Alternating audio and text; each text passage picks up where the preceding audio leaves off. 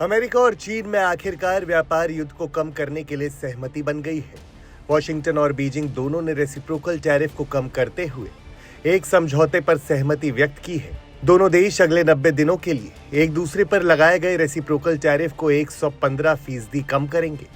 चूंकि अमेरिका ने अब तक चीन से आने वाले सामानों पर 145% का टैरिफ लगा रखा था, वो अब 90 दिनों के लिए कम होकर 30% ही रह जाएगा। वहीं चीन ने अमेरिकी सामानों पर 125% का टैरिफ लगा रखा था, जो कम होकर केवल 10% पर आ जाएगा।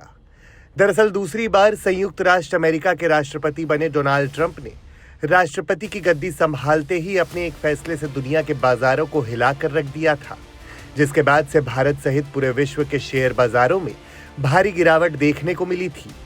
ऐसा इसलिए क्योंकि ट्रंप ने अमेरिका के व्यापार घाटे को कम करने के लिए अमेरिका में निर्यात कर रहे लगभग सभी देशों पर भारी ट्रेड टैरिफ यानी व्यापार शुल्क लगाया था, जिसमें चीन भी शामिल था। इसके बाद समूचा विश्व ट्रेड वॉर की स्थिति में आ गया था। क्या है पूरा मामला?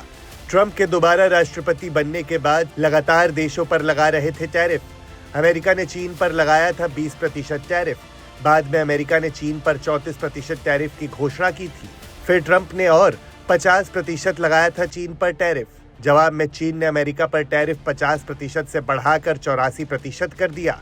फिर अमेरिका ने एक बार टैरिफ बढ़ाकर 145% कर दिया था। हालांकि अब व्हाइट हाउस ने खुद इस बात की जानकारी दी है कि अमेरिका और चीन के बीच ट्रेड डील साइन हो गई है। इसे लेकर विस्तृत जानकारी सोमवार 12 मई को अमेरिकी ट्रेजरी सेक्रेटरी स्कॉट बेसेंट ने द्वारा उपलब्ध कराई गई।